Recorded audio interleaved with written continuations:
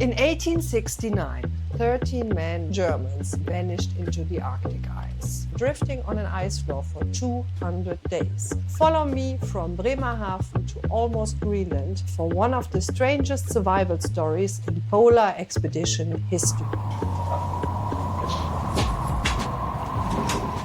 In the mid-1900s, the Europeans caught a very special fever, the dream of finding the North Pole, and with it a shortcut to Asia. Before the Germans, who were never known for being the most adventurous nation, set out on their own, the famous Franklin expedition with the ships Erebus and Terror vanished in the Arctic. Fans of the great series The Terror already know their story. But Germans dream too, and so did the talented cartographer August Petermann from Gotha. In a world that was not yet fully mapped out, there were a lot of mysteries, and the North Pole and the Northwest Passage, or in our case the Northeast Passage, are one of these mysteries. So Petermann, who studied in Germany but also in Britain, wanted to know what happened to the Franklin expedition, but he also wanted to find the North Pole himself. And he thought if he was able to find it, or to be able to send men to find it for him, because he believed the waters around the North Pole were free of ice. That was his theory. He was not the only one who had this theory. There were others, but Petermann was one of the strongest believers of this, and as it will turn out, he was very wrong, unfortunately. And Petermann was not only a well-established scholar and a professor, he also had a very well-received publication called Petermanns Geographische Mitteilung, or Petermann's Geographical Communications, which had the special perk that it had in each publication state-of-the-art maps. So Petermann was really a person who had his finger on the pulse of history, or so he thought. And he was also passionate. So he tried to raise money for a polar expedition from Germany. But as it turned out, the German government and the neighboring countries had other things to do during that time. So Petermann paid the lion's share for the first expedition from his own pocket. The first polar expedition from Germany was in 1868. This trip was basically a preparation for the big one, for the real one. And for this first trip, he hired a captain, Captain Koldewey, and he sent him in the direction of Greenland to map out the parts of the coast the Europeans did not know yet, and to try to go as far north as possible. So Captain Koldewey started out sailing north, so he was on a sailboat, but he soon ran into a lot of ice. And this ice was not possible to navigate through. So he tried and he tried again, but after 2 weeks it was clear this is not successful. Even though the first expedition did not meet any of the goals that were set for this expedition, Petermann thought it doesn't matter. The big one was always supposed to be the second polar expedition. And so he took all the money that was left from the first expedition and bought a new ship for Captain Koldewey. And this ship was called Germania, and this was a steamboat. And the Germania was built in such a way that it could withstand the ice. Also, he bought a second ship called Hansa.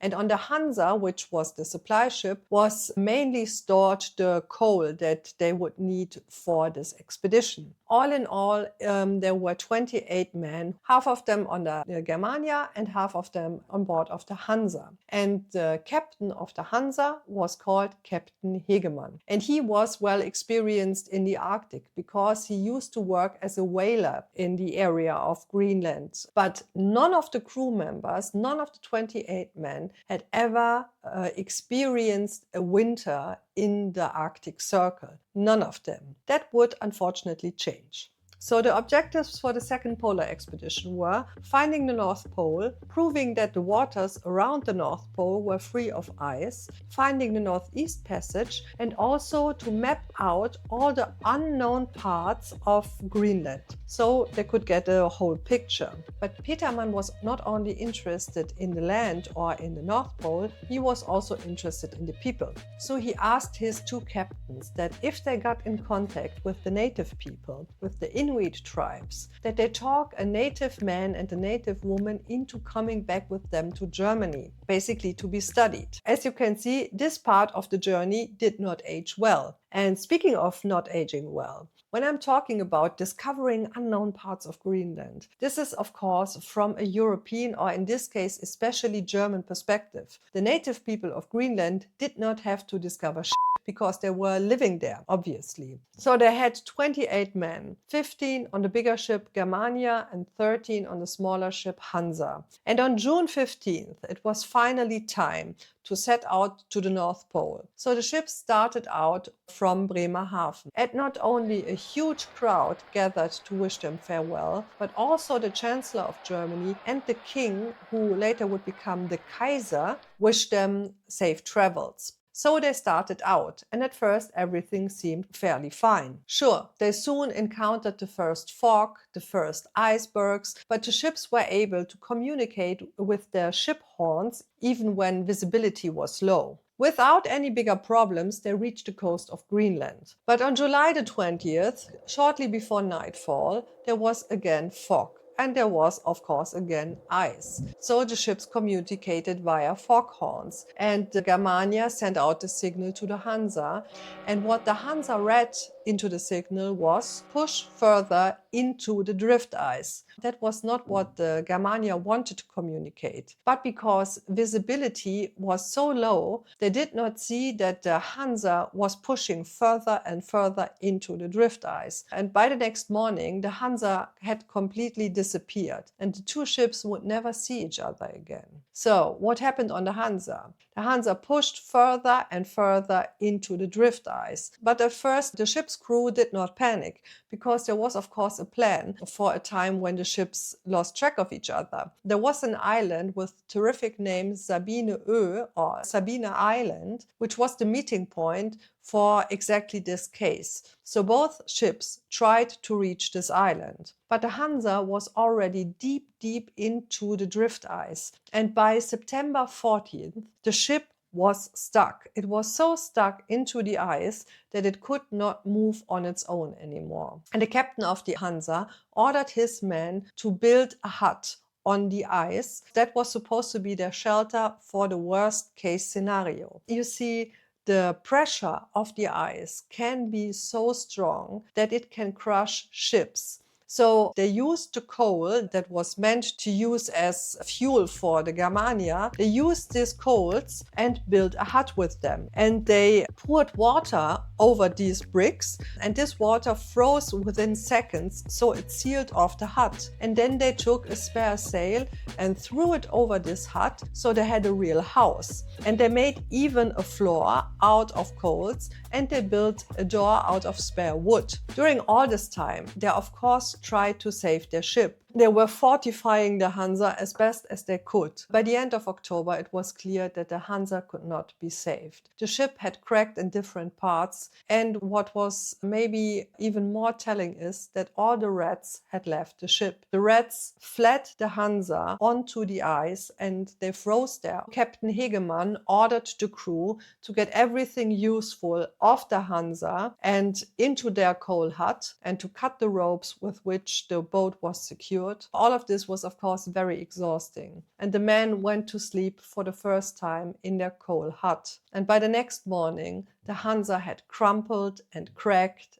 and was never seen again. To quote a crew member, "The coal house was from then on our only refuge during the long Arctic winter, and perhaps also our coffin." And with this, the adventure on the ice starts. From then on, the 13 crew members drifted on their white ice floe with their black coal house. And of course, the men tried to find things to do. They mended their clothes, they built additional houses for storage, they looked at the stars and made observations, and of course they wrote in their diaries. All of this might not sound too bad, but remember, they are on a moving piece of ice. No one knows where they are, no one knows that they had lost their ships, and the men do not know if, or rather when, their piece of ice will crack and break into smaller pieces. Plus, it was winter now, so there was not only snowfall, but heavy storms all the time. And so they drifted along the coast of Greenland, and they drifted for 1,500 kilometers, or 933 miles. And for most of this time, they were able to see the coast of Greenland. But because the ice was so brittle and so untrustworthy, they were not able to go there. So they drifted and drifted, always seeing land, always seeing the possible place of security,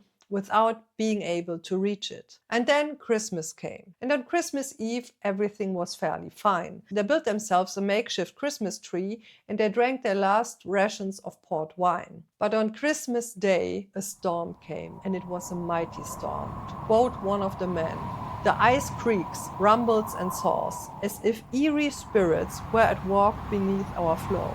It got so bad that the men had to flee in their tiny dinghies, in their tiny boats, and they had to spend the night there. And they were sure their floe would break, the ice would break.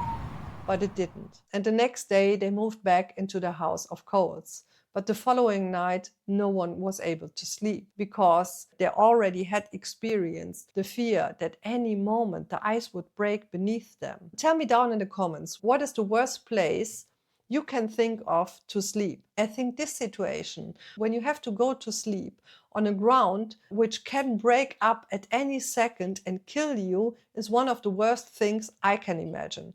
But let me know what you think. I'm sure you come up with even worse things.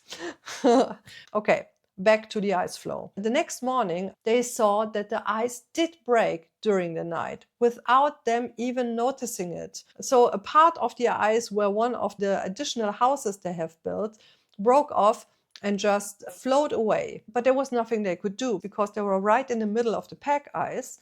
So they just stayed put and drifted along with their ice floe. And on January 11th, the watch raised the alarm again because there was another dangerous storm. And the snowfall that it brought with it was so heavy that the men had to rescue themselves into their dinghies, into their little boats. So the storm was so bad that their ice floe cracks again, and the men can only watch as the part of the floe where they had stored all their firewood just cracked away and drifted onto the icy ocean. The situation was so bad that, let me quote, "We bid each other farewell and shake hands in parting, for the very next moment may bring our downfall." Finally, the worst case comes. The ice cracks beneath their house of coals and breaks the house into pieces. That night, the men have to sleep in their boats. But every storm comes to an end. And after weeks, it finally calms down. It is February now.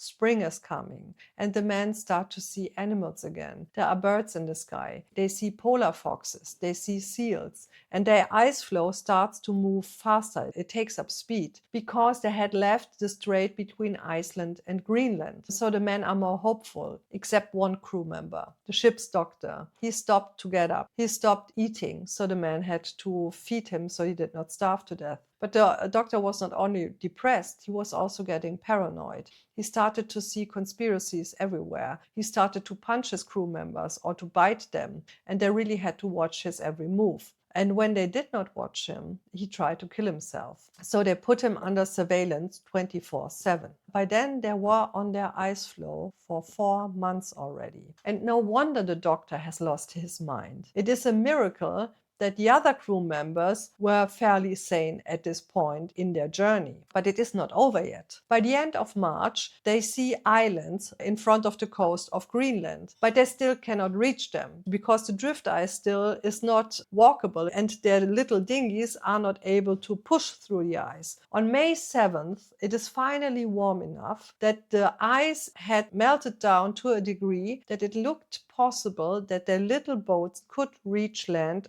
in a more or less safe way. So Captain Hegemann puts to a vote if they should risk it, if they should leave their ice floe and try to reach Greenland or the islands in front of Greenland. And all of the men are for it, except of the doctor who still has lost his marbles. So they cook a last meal on their ice floe and then they get into their boats and try to reach the coasts. By then they were on their ice floe for 200 days. So they set sail to reach the coast of Greenland. But because they are already lost at sea for 200 days, finally their food starts to go out. So they have to ration their food. This is especially bad timing because they cannot sail to the coast directly. The sea is always changing. At some moments the water is open and they can use their boats, and at some stretches there is pack ice blocking their way. So they have to get out of their boats, carry their boats, pulling them over the ice, using all the strength they have,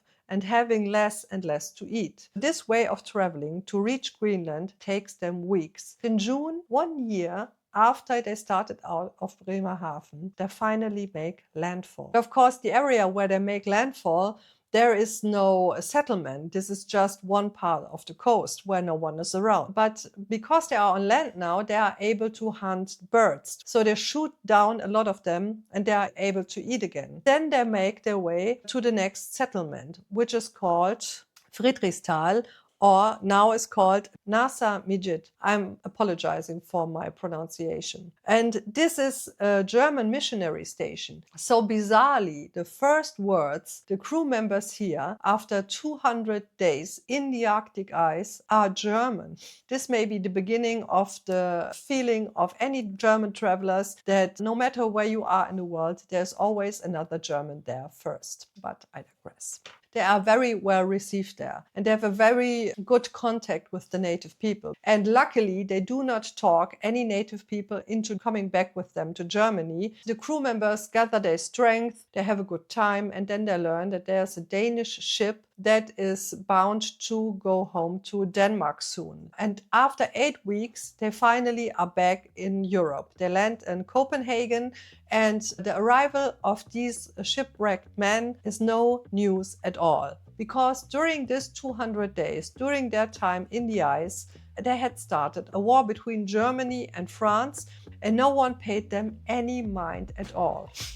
So the poor men had to travel to Germany, which was in the middle of a war, but they managed to make their way back to Bremerhaven. And there they asked about their fellow shipmates, the crewmates, the ship Germania. And they learned that the Germania was not back as well, and nobody knew where they are. So they were afraid that their crew members had met a worse fate than they had. But after only 2 days, the Germania returned to the harbor of Bremerhaven, and finally the crew members saw each other again. The Germania obviously did not crack and crumble and sink. The crew members were all fine, but again they were not able to crash through the ice. So they did not find the North Pole. They did not find the Northeast Passage. Instead, they had to make winter camp. They too, of course, they suffered from cold, they suffered from hunger, because remember the Hansa was the supply ship, but they managed to save their ship. They made their way back to Germany. What the Germania also did not know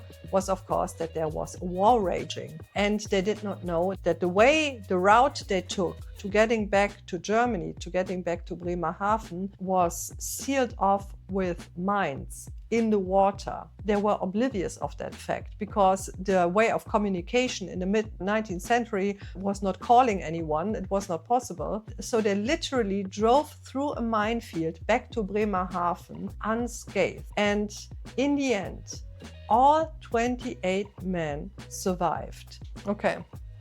But what about the man with the dream? Petermann, the cartographer. The world changed rapidly during that time. Darwin published his Origins of Species. The public lost interest in the race for the North Pole. And Petermann struggled with his marriage, with his first marriage and his second marriage. He suffered from depression, and with only 56 years old, he took his own life. So in a way, the only person who died because of the second German polar expedition was the man with the dream. And with this bombshell, thank you so much for watching. Let me know down in the comments what is your nightmare place to sleep. And I see you next time with an uncanny story about a place you can travel to. Bye bye.